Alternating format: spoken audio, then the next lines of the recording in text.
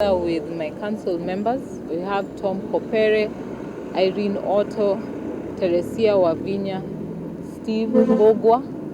Those are some of the council members that have joined us here today. Thank you. So, the purpose for which we've been here, and we have spent over 1 hour, 1.5 hours actually, at this DCI's headquarters. We have met with the Deputy Director of the DCI to raise concerns on a number of issues. First is the issue of unexplained disappearances of a number of people. We gave him a list of almost 39 people who had been either reported to us as members of parliament or reported to the Law Society as missing.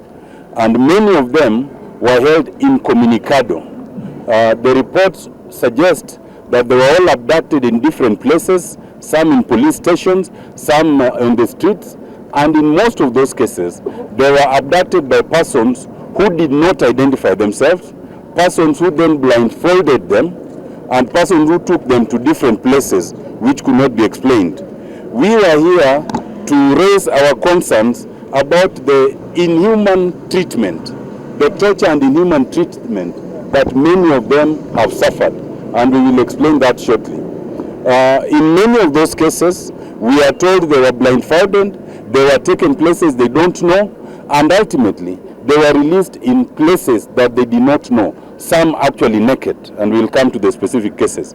We were here to raise concerns with the extreme violence and executions that we have seen by the police, both in uniform and not in uniform, because we believe that the DCI are the right organs to investigate all those. Many of you have witnessed police officers captured on camera executing Kenyans in cold blood. We were here to raise the issue of the quietude by the DCI in the face of all this. Many people have been abducted, including the son of the Attorney General, who was later released. No one has told us who abducted him, why he was abducted, and the circumstances. So we are here to urge the DCI that we need them to speak to Kenyans. As we have explained, in these instances, we know of cases that have gone viral. You all know the case of Gabriel Oguda, who was apparently arrested or abducted in Nairobi and eventually found somewhere in Kajiado.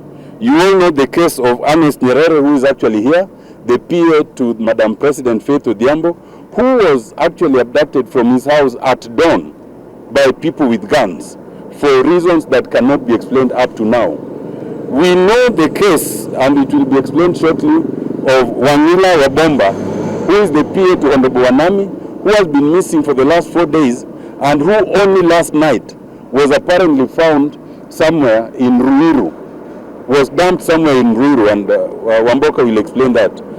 Lately, you saw the case of Joshua Okaya, the president of the Kenya School of Law Students Association, a gentleman who is from my constituency and a member of our profession, and whose case was ably raised by the president of the Law Society of Kenya, and who, as we speak, we understand was dumped somewhere in Muranga, and we are just making arrangements to find a way of having him picked to now be brought to Nairobi.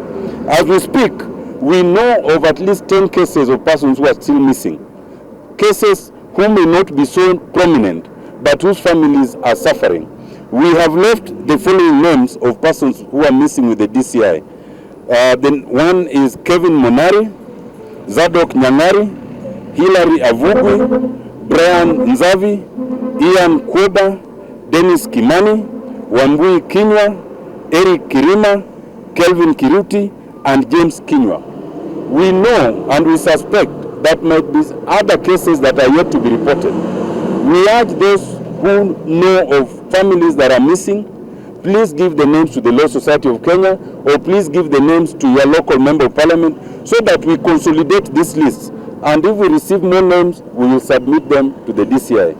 The DCI has assured us that they will do these investigations.